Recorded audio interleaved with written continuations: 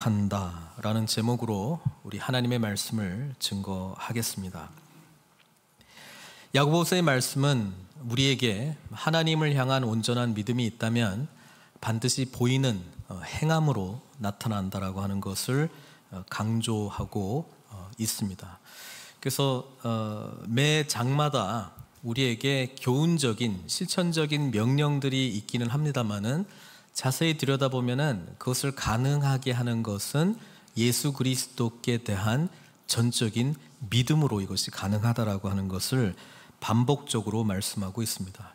우리 지난주에는 특별히 우리의 언어 생활과 관련해서 하나님 앞에 우리가 온전히 있지 못하면 우리는 늘 이 혀로 정말 그 하나님을 찬양하기도 하지만 우리 사람들을 향해서 이웃을 향해서 저주의 말씀들이 선포되는 그런 이중적인 모습이 있고 죄 가운데 있다라고 하는 것을 적나라하게 말씀했습니다. 하나님을 떠난 인간의 모습은 이 말과 관련해서는 적어도 사람을 살리기는커녕 죽이는 데 쓰고 있다라고 하는 것을 말씀하고 있습니다. 그래서 우리는 위로부터 오는 지혜이신 예수 그리스도 안에서만이 우리의 언어 생활에도 말을 제어하는 그런 온전케 되는 능력이 나타난다라고 하는 것을 말씀을 통해서 보았고요. 오늘은 이 말씀 마지막 부분에 지난 3장 마지막 부분에 화평하게 하는 자들은 화평으로 심어 의의 열매를 거두느니라, 이렇게 이제 3장이 끝났는데 화평의 반대가 다툼이잖아요. 그러니까 이 주제로 자연스럽게 이렇게 좀 이어져 나가게 됩니다. 우리는 하나님을 믿는 사람들인데 죄가 우리 가운데 들어오게 되면 우리는 늘 다툼과 갈등, 싸움이라고 하는 것이 늘 있을 수밖에 없다라고 하는 것을 전제하면서 말씀을 이어가고 있습니다. 1절 보면 너희 중에 싸움이 어디로부터 다툼이 어디로부터 나느냐. 사실 우리가 죄라고 하는 것을 참된 주인 되신 하나님을 저버리고 이제 내 마음대로 살겠습니다. 내가 내 인생의 주인입니다. 고로 내가 하고 싶은 대로 내 욕망대로 살겠습니다. 그리고 이 욕망 덩어리들이 모여서 세상이 말하고 있는 대로 세상 풍조대로 살겠습니다. 그리고 그 배후의 공중의 권세 잡은 사탄의 종로로 타는 삶을 살겠습니다. 이게 자기 마음대로 살아가는 죄된 인간의 뿌리거든요. 그러니까 이 자기 중심성으로 모인 사람들의 모임 가운데는 언제나 어쩔 수 없이 갈등과 다툼, 싸움이라고 하는 것은 일어날 수밖에 없다라고 하는 것입니다. 그래서 우리는 다툼과 싸움이 일어날 때 사실 잘잘못을 따지는 것을 먼저 하려고 합니다. 누가 옳고 누가 그른가. 그러면서 문제를 이제 해결하는 쪽으로 진행을 하고 있는데, 오늘 야고보서에서 말씀하고 있는 이 다툼과 싸움의 문제의 해결은 뭐냐면 본질적인 죄의 문제를 극복하지 못하면 결코 다툼과 싸움으로부터 우리는 승리할 수 없다라고 하는 이야기를 해주고 있습니다. 그래서 다툼과 싸움의 근원적인 이유가 어디서부터 나오는가? 1절에 보니까 너희 지체 중에서 싸우는 정욕으로부터 나는 것이 아니냐, 이렇게 다툼과 싸움의 원인을 진단하고 있습니다. 여기서 말하는 정욕이라고 하는 이 헬라어 단어는 쾌락이라고 하는 단어하고 동일어입니다. 그러니까 pleasure, 우리가 좋아하는 것, 그것 때문에 사실 이 다툼과 싸움의 원인이 진행되었다라고 이야기를 하고, 2절에는 너희는 욕심을 내어도, 그렇게 이야기하면서 이 정욕과 다른 단어인 욕심이라고 하는 단어를 쓰고 있는데, 이 욕심이라고 하는 이 단어도 헬라어로 보면은 에피티메오라고 하는 단어인데 뭔가를 열망한다. 영어로 말하면 그냥 desire, 중립적인 단어입니다. 근데 우리 번역은 욕심으로 번역을 했기 때문에 뭔가 어떤 열망을 하는데 안 좋은 쪽의 열망을 이제 욕심으로 우리는 생각할 수 있잖아요. 그래서 부정적인 의미를 사실 부여했지만 그냥 이 단어는 뭘 열망한다, desire라고 하는 중립적인 언어라고 하는 것입니다. 갈라디아서 말씀을 좀 살펴보려고 하는데요. 갈라디아서 5장 17절에 보면 우리 안에 예수님을 만나게 되면 성령님이 이제 내주하신단 말이에요. 그러니까 우리 안에 성령님이 계시는데 예수님을 믿게 된 사람 안에서 두 가지 욕망, 두 가지 디자이어가 상충하면서 부딪힌다라고 하는 이야기를 해주고 있습니다. 갈라디아서 5장 17절은 이렇게 말하죠. 육체의 소욕은 성령을 거스리고 성령은 육체를 거스르나니. 여기서 소욕이라고 하는 이 단어가 지금 야고보서 4장 2절 욕심으로 번역된 단어, 똑같은 단어거든요. 그러니까 디자이어입니다. 근데 육체의 디자이어가 있습니다. 육체의 소욕이 있고 성령의 소욕이 있어요. 그래서 원어에도 이 소욕이라고 하는 단어가 한 번밖에 안 나오기 때문에 개역 개정은 이렇게 번역을 했는데 이거 옛날 버전 있잖아요. 개역 한글은 이렇게 번역을 해놨습니다. 갈라디아서 5장 17절 육체의 소욕은 성령을 거스리고 성령의 소욕은 그러니까 소욕이 약간 우리 평소에 쓰는 단어는 아니잖아요. 그래서 소욕을 약간 욕심으로 사실 사용한 건데 성령도 무슨 욕심이 있다라고 쓰기에는 좀 애매해서 그래서 새 번역은 이렇게 번역을 해놨습니다. 똑같은 번역인데요. 갈라디아서 5장 17절 새 번역은 육체의 욕망은 성령을 거스르고 성령의 바람. 이게 원래 단어는 없지만은 같은 의미로 육체의 디자이어이 있고 성령의 디자이어이 있다는 거예요.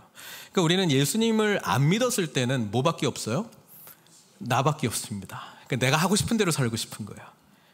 그게 원래의 죄된 인간의 본성입니다. 내가 하고 싶은 대로 살고 싶은 거예요. 세상이 이런 게 좋다고 말해? 나도 이거 편승해서 나도 세상이 말하는 대로 이게 좋다라고 말하는 건 나도 내 가치로 받아들이고 살아갈 거야. 사람들이 세상에서 좋다라고 하는 건 나도 추구하면서 살 거야 라고 하는 욕망대로 살아가는 것이 배후에 사탄의 지배를 받는 사탄의 종로로 타는 공중의 권세 잡은 자의 종로로 사는 인생이라고 하는 것을 우리는 모르고 있다라고 하는 거예요. 이걸 하면서 내 마음이 원하는 대로 채우면 채울수록 행복하다, 잘 되고 있다, 기쁘다 이렇게 오히려 정의를 내리면서 세상 사람들은 이게 좋다고 말하고 나도 이게 좋아, 나도 뭔가 내가 욕망내고 욕심내는 것이 성취되고 있는 것이 좋아 이렇게 살고 있는 것이 성경에서는 죄된 인생이라고 이야기를 하고 있습니다.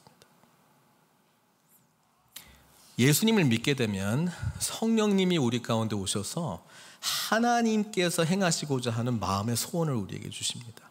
근데 이게 육체의 디자이어하고 성령의 디자이어이 충돌한다는 거예요. 충돌하기 때문에 이 둘이 서로 대적함으로 너희가 원하는 것을 하지 못하게 한다는 거예요.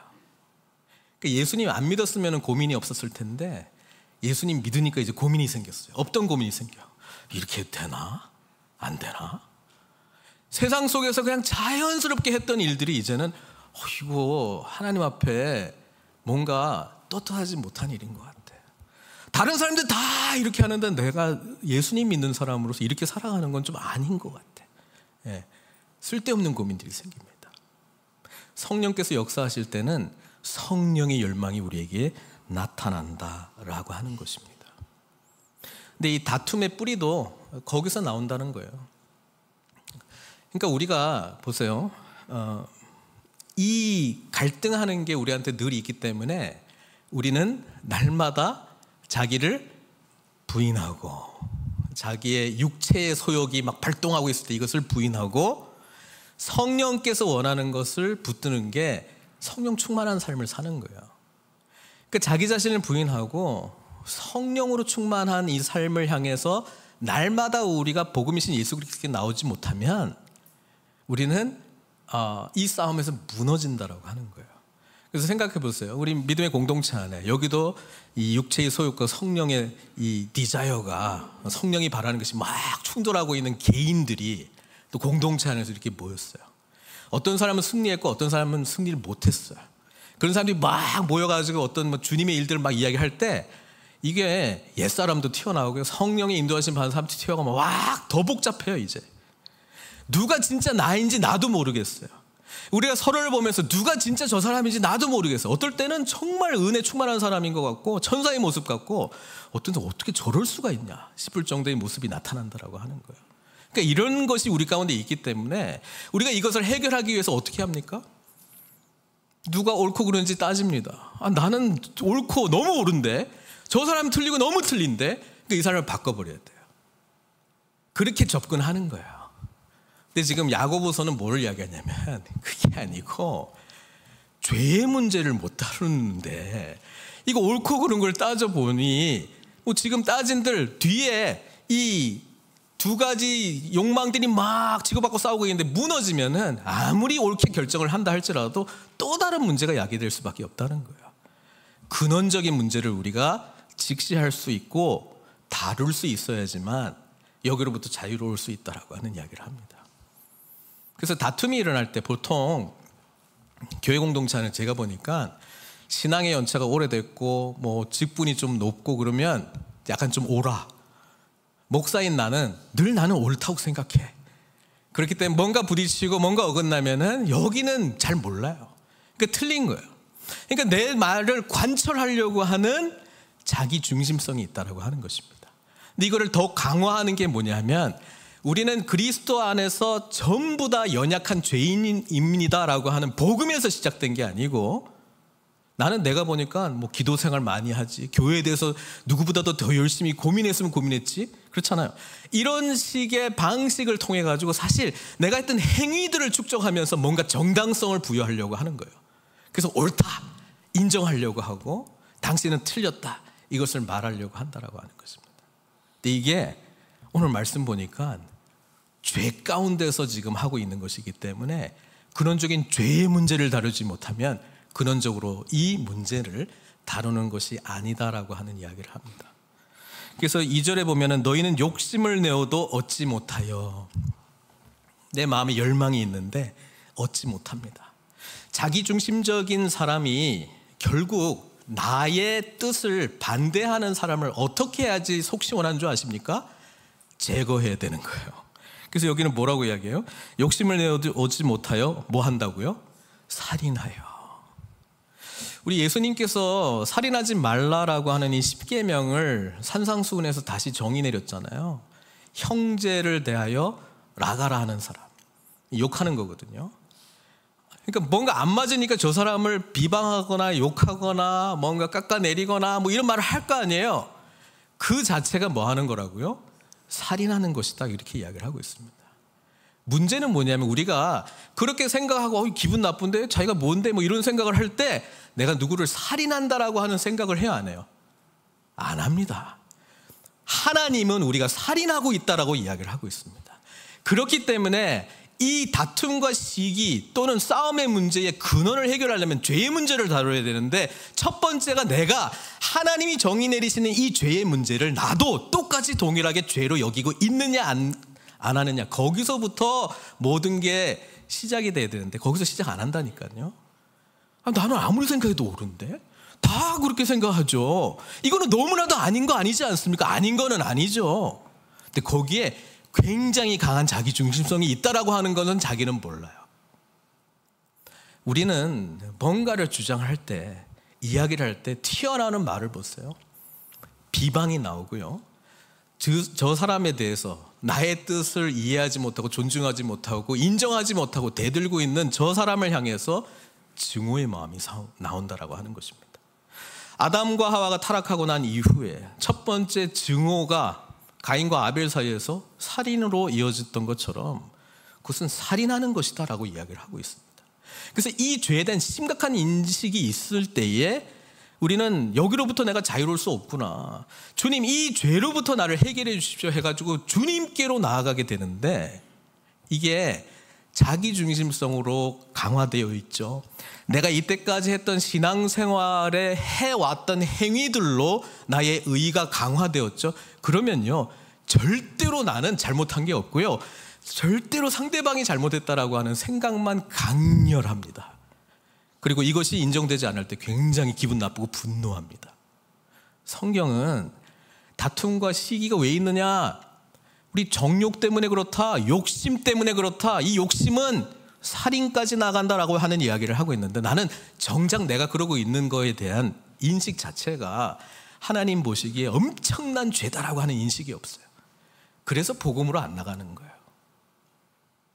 많은 경우에 복음이 갈등과 이 다툼의 답이 됩니다라고 하는 게 막 이렇게 한참 막 다투고 있고 난 불편한데 복음이 답입니다 그러면 더 짜증이 나요.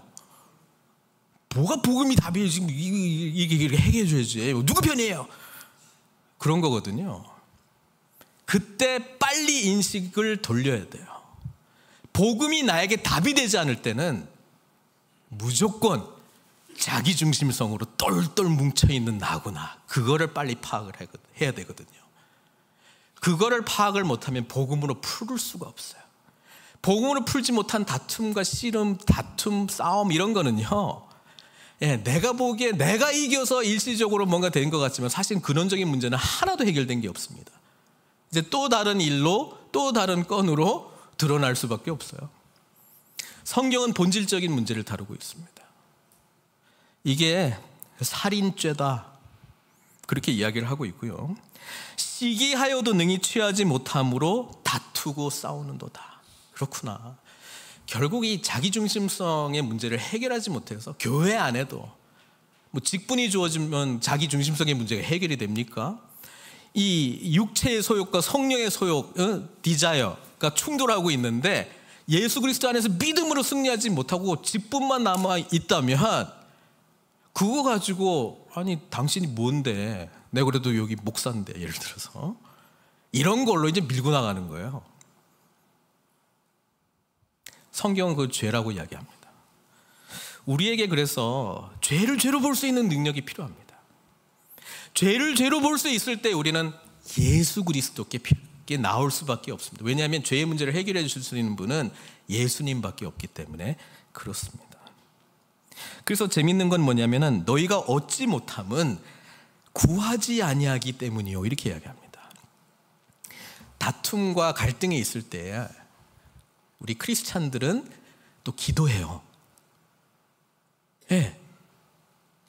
여기로부터 문제를 해결해 달라고 하나님께 기도하지 않겠습니까?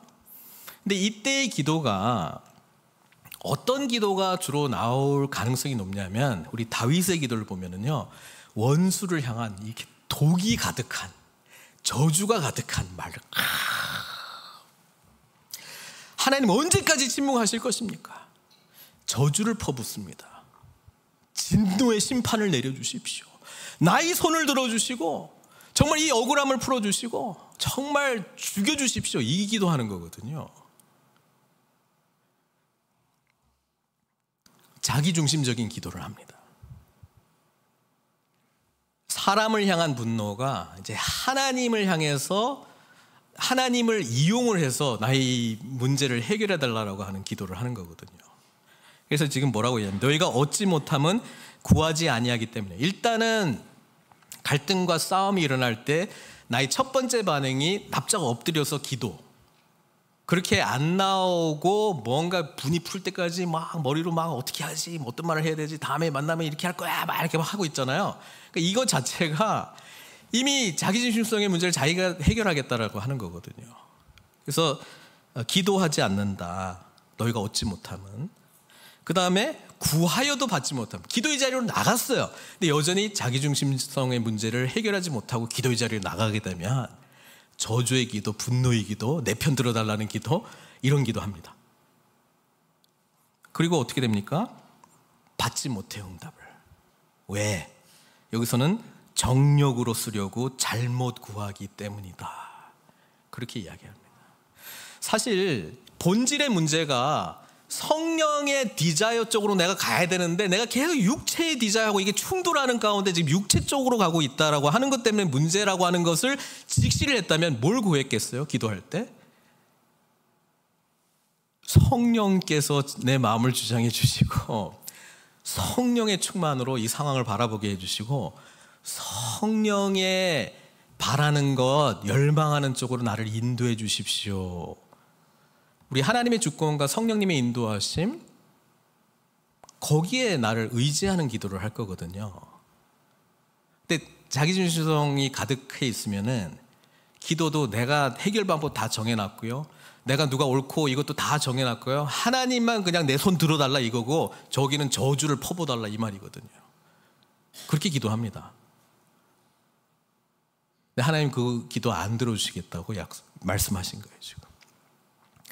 그래서 특히 누가복음에 기도에 대한 하나님의 말씀이 있잖아요. 예수님이 가르쳐 주신 말씀을 보면은 구하라, 찾으라, 두들기라.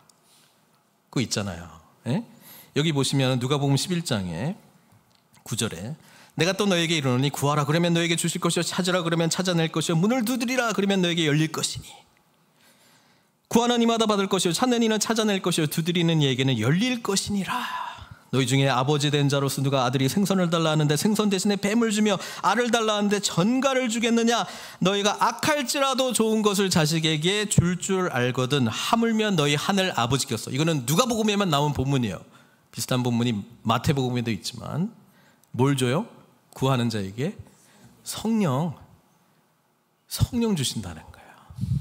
복음이 우리에게 답이라고 하는 것을 아는 사람은 이 자기중심성의 죄의 문제를 직시하고 다룰 줄 알고요. 이게 얼마나 하나님 앞에서 큰 죄인가를 깨닫게 되고요.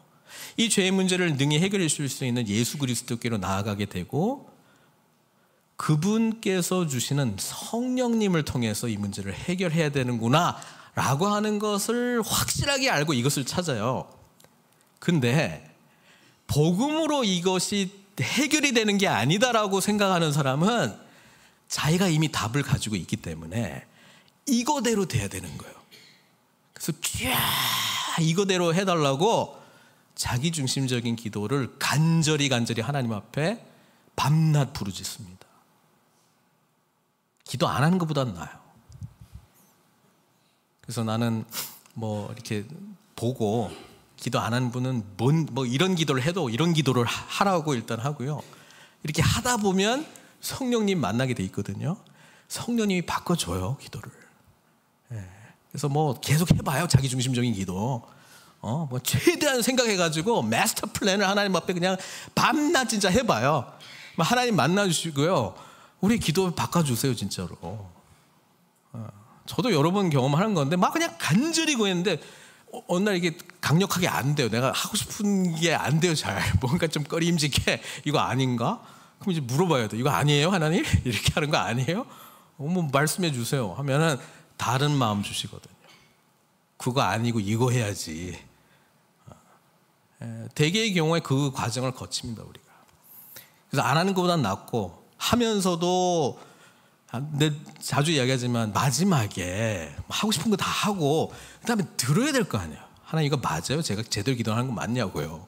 아니면 좀 교정해 주시고 깨닫는 마음 주시고 말씀 읽을 때 뭐 사람들을 통해서 알려주십시오. 하나님 어떻게 기도하기를 원하세요? 뭐가 진짜 문제입니까? 주님 알려주십시오. 먼저 섣불리 문제 다 진단해놓고 해결 방법까지 말해놓고 예수 이름으로 해결될 좀 있으면 이렇게 선포하기 이전에 알려달라고 기도하시라고요. 그 다음에 자연스럽게 이어지는 게 뭐냐면은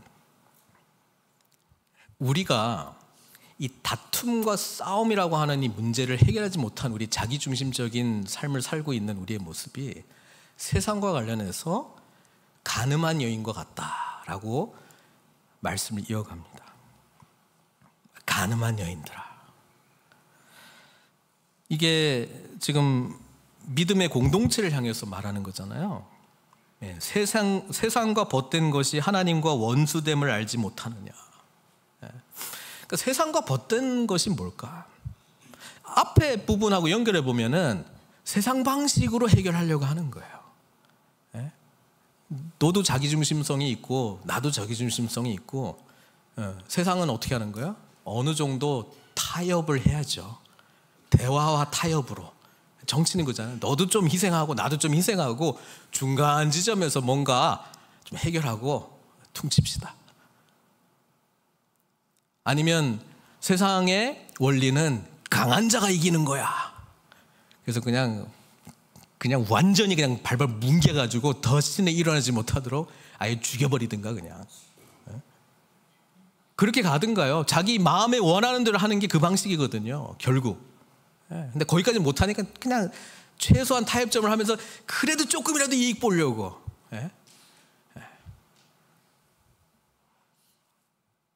이걸 세상과 벗한 자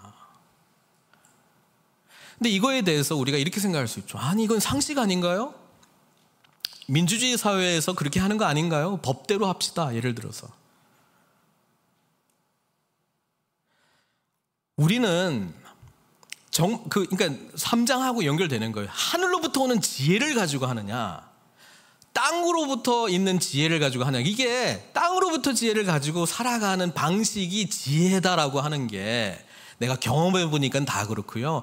아유, 요즘 세상 그렇게 사는 거 아니에요. 다 이렇게 하는 거예요. 라고 하는 그걸로 세상과 벗삼아 이런 대화, 갈등과 어떤 문제를 해결하려고 한다? 해결 안 돼요. 되는 듯 보이는 거죠. 여전히 나는 안 바뀌었고요. 여전히 저 사람도 안 바뀌었습니다. 그리고 그것은 주님이 방식이 아닙니다. 죄의 문제를 해결한다라고 하는 것을 말씀해 주고 있거든요.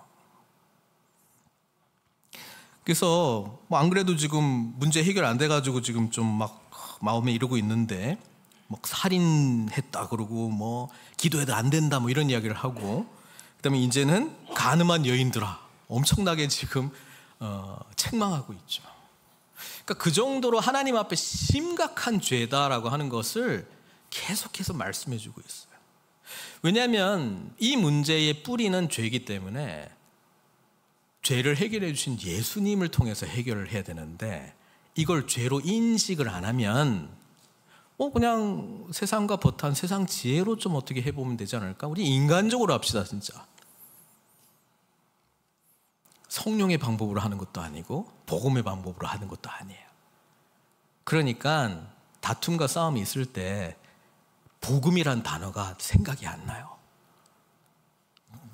부당하고 옳은 게 나는 확실히 뭔 줄 알고 상대방의 잘잘못만 분명히 보이는 거예요.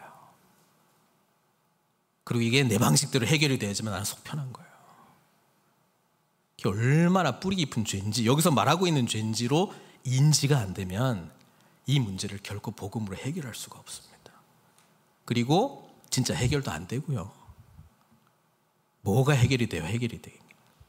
내가 안 바뀌었는데.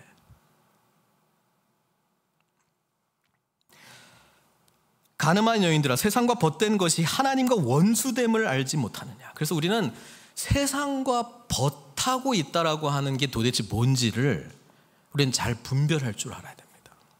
뭐가 세상과 벗한 거지? 뭐 세상 것 아무것도 즐기지 말라는 건가? 뭐 예배당 안에 있는 것만 즐기라는 건가? 뭐 지금 이게 무슨 말일까? 예.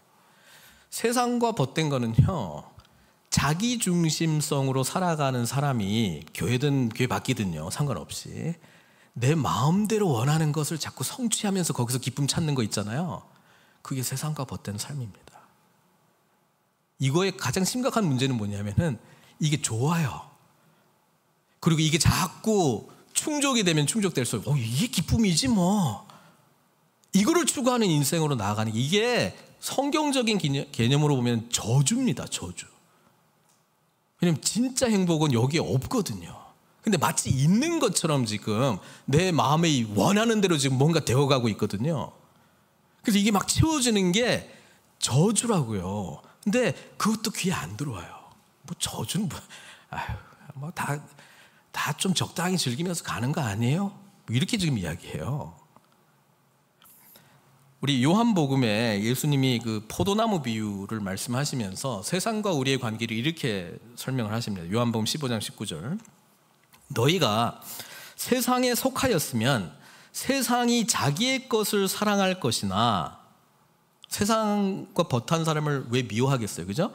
그러나 너희는 세상에 속한 자가 아니요 도리어 내가 너희를 세상에서 택하였기 때문에 세상이 너희를 미워하느니라. 그래서 크리스찬으로 살면서 우리는 복음 안에서 예수 그리스도를 통해서 우리에게 주신 놀라운 엄청난 사건들이 우리는 기쁨과 감격으로 찾아와요. 그리고 동시에 세상과 역류하는 인생을 살고 있기 때문에 어쩔 수 없이 세상과 원수가 되어서 우리에게 찾아오는 어려움과 아픔과 고난이 있어요.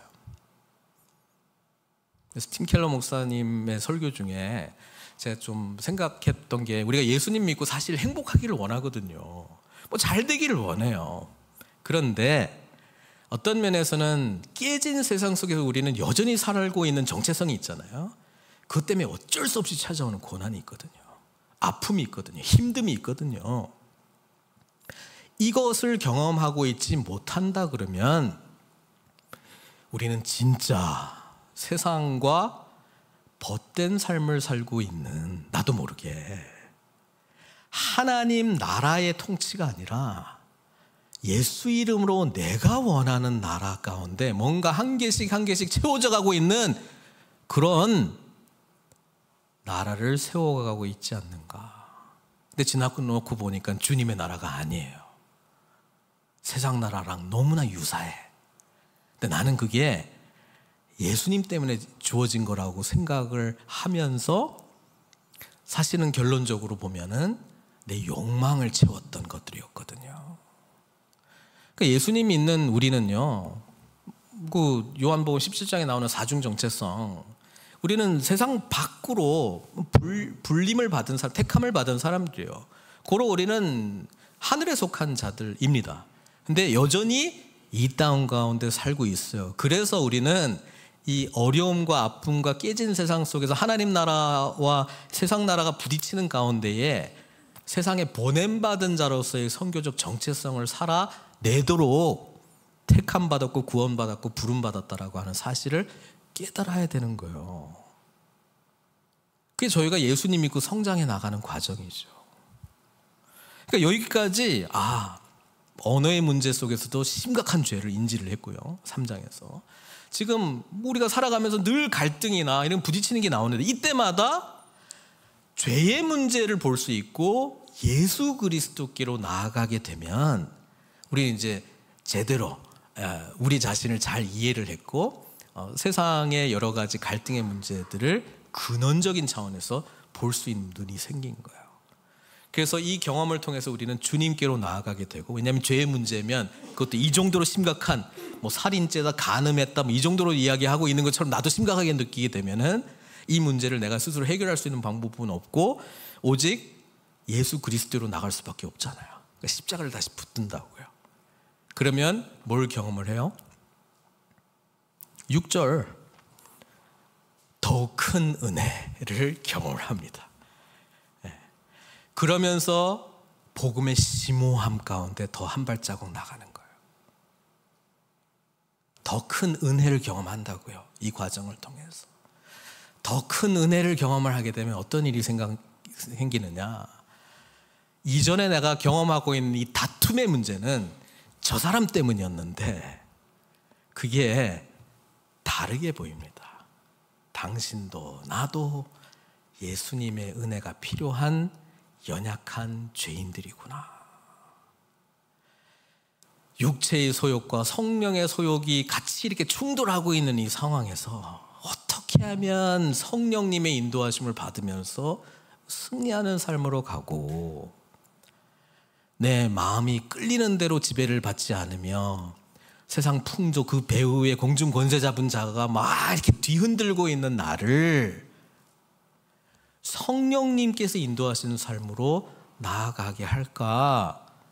그래서 기도가 갈등이 일어났을 때는 성령님을 의지하는 기도가 더 강렬하게 이어지겠죠. 이걸 자꾸 깨닫게 되면요.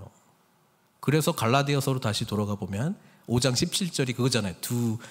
이 욕망들이, 디자이어들이 막 충돌한다고. 16절이 뭐예요? 16절. 그 한 절 앞절인데 내가 이르노니 너희는 성령을 따라 행하라. 그리하면 육체의 욕심을 이루지 아니하리라.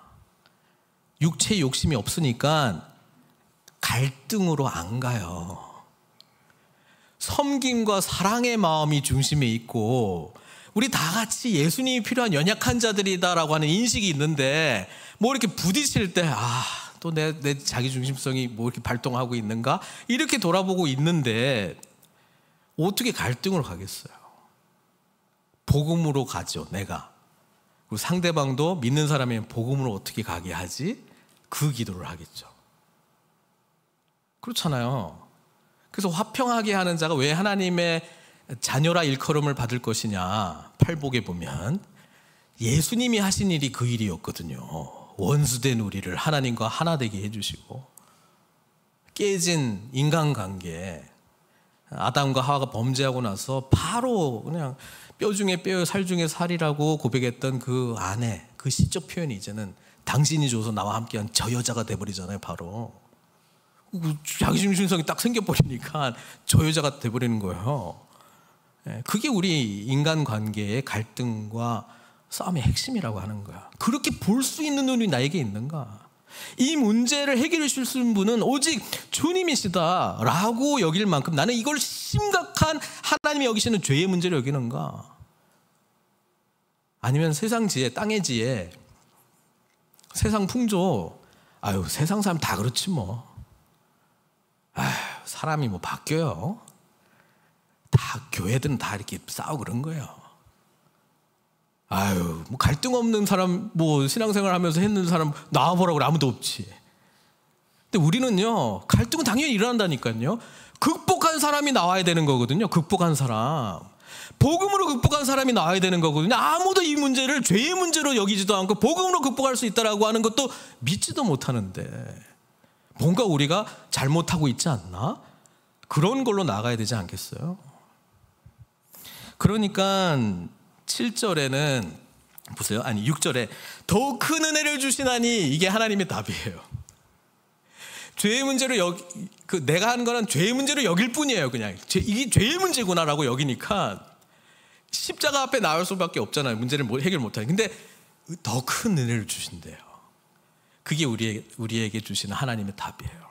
복음의 답이에요. 그러면 어떻게 됩니까? 여기 말씀이 나오잖아요. 하나님이 교만한 자를 물리치시고 겸손한 자에게 은혜를 주신다. 이게 복음으로 이 문제를 극복한 경험이 아니고 율법주의적으로 접근하면 이런 거거든요.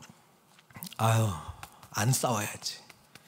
안 싸우려니까 힘들어. 자꾸 보니까 자꾸 막 불이 막 일어나고요. 덜 봐야지. 이렇게 덜 보면 덜 일어날 거 아니에요. 얼마나 좋아. 아니면 안 봐야지. 그럼 아예 안 일어나. 안 보고 안 일어나니까 나는 변화된 줄 알아요. 나에겐 절대로 다툼과 싸움이 안 일어나는 사람인 것 같아. 그런데 또 비슷한 사람 또 만나요. 그렇잖아요. 그럼 또 문제예요 여기가. 그러면 안 보면 될 거 아니야 또. 이게 세상 지혜 아니에요? 이 복음의 방법입니까? 성령님의 인도하심을 받은 방법이에요? 내 경험적 지혜에서 나오는 결론이에요. 지금 보세요. 하나님이 교만한 자를 물리치시고 겸손한 자에게 은혜를 주신다. 이게 죄를 통해서 죄사함의 은혜를 경험하고 하나님의 큰 은혜를 경험한 것이 자신의 삶을 정의 내리는 어떤 실제가 아니면은 겸손한 자에게 은혜를 주신다. 이걸 또 맞아, 더 겸손해져야지. 그래서 하나님께 은혜를 많이 받아야지. 근데 그 안에 어떤 생각이 있냐면은 하나님께 겸손한 자에게서 주시는 은혜가 뭐냐면은 내가 원하는 대로 잘 되는 거거든요. 그게 은혜입니까? 아니거든요. 겸손한 자에게 은혜를 주신다기보다도 우리가 겸손한 게 humility거든요. 그 원어적인 의미는 흙이라는 뜻이에요. 내가 나는 흙이구나. 나는 하나님이 그냥 창조한 흙이구나. 근데 그 첫 아담과 하와가 범죄해가지고 이미 죽었는데 다시 살려주셨구나. 하나님이 나 같은 사람 다시 용납하시고 용서해 주시고 새 생명 주셨는데 이게 영원한 생명이구나. 하나님 자녀 삼아 주셨구나. 이거를 누리게 되는 게 은혜잖아요. 그러니까 7절부터는 자연스럽게 명령이지만 7절부터 11절까지 다 명령이거든요. 이렇게 하라고. 근데 이 명령은 이거 해야지. 첫 번째 명령이 뭐예요? 너희는 하나님께 복종할지어다. 마귀를 대적하라. 하나님을 가까이 하라. 이거는 내가 해야 될 투두 리스트가 아니고요. 그냥 자격 없는데 은혜를 베푸신 하나님의 놀라운 사랑과 이 amazing grace를 내가 경험을 하니까 그렇게 살아갈 수밖에 없어요. 진짜 경험했으면. 복종해줘. 나는 이제 사탄 나라의 종이 아니고 하나님 나라의 자녀인데요, 당연히 하나님의 말씀에 순종해야죠. 주님 말씀하옵소서 주의 종이 듣겠나이다, 이 자세죠. 뭐 내가 이제 주님의 말씀에 복종해야지, 이게 아니에요. 그냥 그렇게 사라지는 거예요. 그래서 성경에서 나오는 복음 안에서 우리에게 주어진 예수 그리스도와 만난 이 실제가 우리에게 경험되기 시작하면 모든 명령들은요, 그냥 은혜 받은 사람의 반응을 약간 이렇게 스케치해 놓은 거예요. 하나님께 복종하는 사람이지. 그리고 하나님 나라의 다스림 가운데에서 통치 아래에서 살고 있기 때문에 당연히 마귀는 못 와요. 예? 우리 교회에 음부의 권세가 오지 못해요. 근데 우리 쪽에서는 마귀를 대적하는 것처럼 보이죠. 마귀 근처도 못 오는데요. 그리고 뭐 하나님을 가까이 하라고요? 하나님이 먼저 우리를 가까이 하셨잖아요. 받은 은혜가 크니까 하나님을 더 사모할 수밖에 없죠. 당연하죠. 이거는 무슨 내가 지켜야 될, 정말 이를 악물고 열심히 해야 될 명령들입니까? 당연히 하나님의 은혜, 큰 은혜, 더욱 큰 은혜를 경험한 사람의 마땅히 나타나야 될 모습 아니겠어요? 이것이 안 되고 있다면 그 주님을 못 만난 거예요. 마귀를 하나님을 가까이 하라. 그리하면 너희를 가까이 하시리라. 죄인들아 손을 깨끗이 하라. 내가 죄 때문에 주님 만나가지고 십자가의 은혜를 경험했는데 당연히 깨끗하게 해야죠. 두 마음을 품은 자들아, 내가 세상과 벗한 것을 내가 경험을 했는데 이젠 두 마음 품으면 안 되죠. 오직 하나님만을 온 마음을 다해서, 온 뜻을 다해서, 온 지혜를 다해서, 온 힘을 다해서, 온 뜻을 다해서 사랑합니다, 이렇게 고백하는 사람 되는 거 아니에요? 그러면서 9절 갑자기 슬퍼하래요. 애통하래요. 웃음을 애통으로, 너희 즐거움을 근심으로 바꿀지어다. 이거 한 절씩 읽으면 이게 무슨 말인가 이해할 수 없는데요, 지금 제가 말씀드린 걸 하면은 이 슬픔과 애통은 뭐에 대한 슬픔과 애통이겠어요? 자신의 죄에 대한 깨달음에 대한 애통함 아니겠어요? 그럼 여기서 말하는 즐거움은 어떤 즐거움이었겠어요? 세상과 벗한 즐거움. 내 마음대로 살아왔는데 그게 한 개씩 한 개씩 채워지면서 이게 기쁨인가? 이게 인생이지 뭐. 이런 거가 기쁨이 아니고 오히려 슬퍼해야 될 일이구나, 통탄해야 될 일이구나 라고 하는 것을 깨닫고 주님께 나아가는 애통하는 마음을 말하는 거 아니에요? 그러니까 이게 팔복 안에 들어간다고요. 애통하는 자에게는 복이 있나니. 하나님의 위로가 거기 들어가는 거예요. 우리는 하늘에 속한 자로서 받는 위로가 있다는 거예요. 그러니까 주 앞에서 낮추라. 아니, 이미 낮아질 대로 낮아졌어요. 죄인됨을 고백하고 나는 여기서 해결할 수 없습니다, 주님밖에 없습니다, 나를 살려주시. 더 이상 어떻게 낮아져요? 그러면 주님이 우리를 높여주셨어요. 우리를 그냥 살려만 주셨습니까? 용서만 해주셨습니까? 자녀 삼아 주셨잖아요. 부활하신 주님과 함께 하늘에 앉힌 자가 되게 해주셨잖아요. 왕같은 제사장적 사명을 우리에게 주셨잖아요. 주님 오시는 그날까지 성령님의 인도하심을 받으면서 주님 나라를 위해서 쓰임받을 수 있는 도구로 저와 여러분들이 영광스럽게 쓰임받는다니까요. 높여주셨어요. 그러니까 우리의 인생은 감사와 감격 아니겠어요? 그리고 싸웠던 그 일을 다시 돌아보면 좀 부질없었던 일인 것 같아. 내가 왜 그랬지? 아무것도 아니네. 용서 구할 수 있는 게 쉬워집니다. 내가 죄인 되었다라고 하는 것을 인정을 하면 용서 구하는 게 쉽다고요. 용서를 구하는 게 왜 힘든 줄 아십니까? 나는 죽어도 잘못한 게 없거든. 그러니까 용서가 안 돼요. 용서 구할 수도 없고 내가 뭐 잘못했는데. 그리고 3장하고도 연결되는 건데, 말로 우리는 형제를 11절에 뭐라고 이야기합니까? 형제들아 서로 비방하지 말라. 형제를 비방하는 자는, 형제를 판단하는 자는 곧 율법을 비방하고 율법을 판단하는 것이라.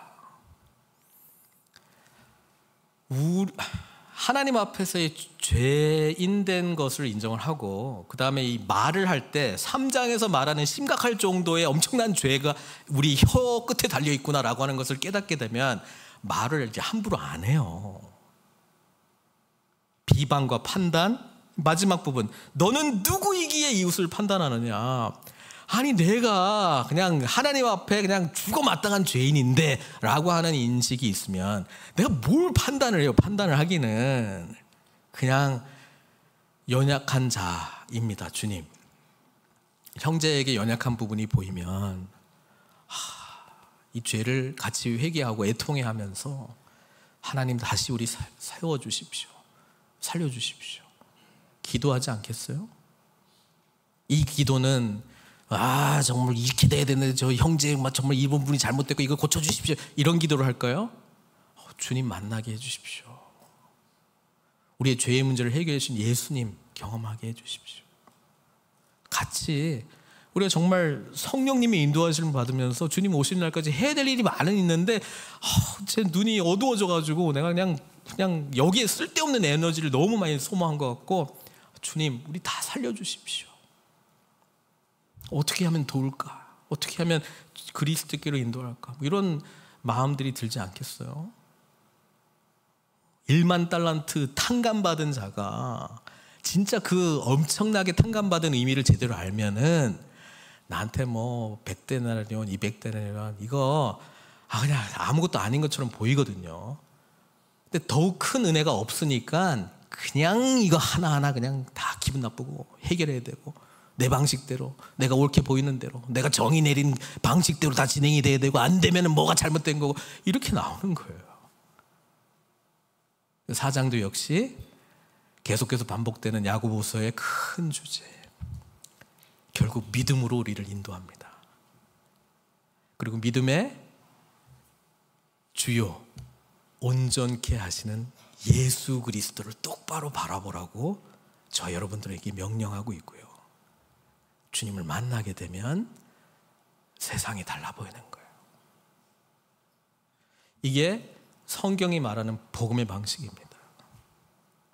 사랑하는 성도 여러분, 우리가 인생을 살면서 갈등, 다툼, 싸움 계속 일어날 거예요.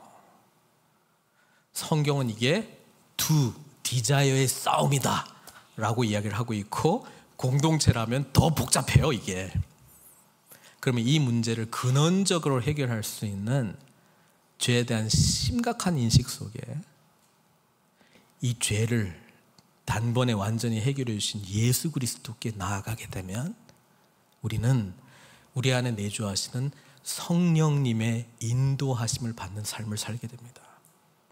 그리고 인간적인 마음에서는 안 되는데, 자기중심성이 여전히 살아있을 때는 안 되는데, 나를 구원해 주신 더욱 큰 은혜를 경험한 사람에게는 용납, 용서, 사랑, 섬김으로까지 우리의 삶이 변화되는 것을 경험하게 될 줄 믿습니다. 우리 늘 부른 선교 교회가 바로 그 영광스러운 교회가 되시기를 주님의 이름으로 축원드립니다. 이 시간 같이 기도하겠습니다. 오늘의 주제는 다툼과 싸움이 도대체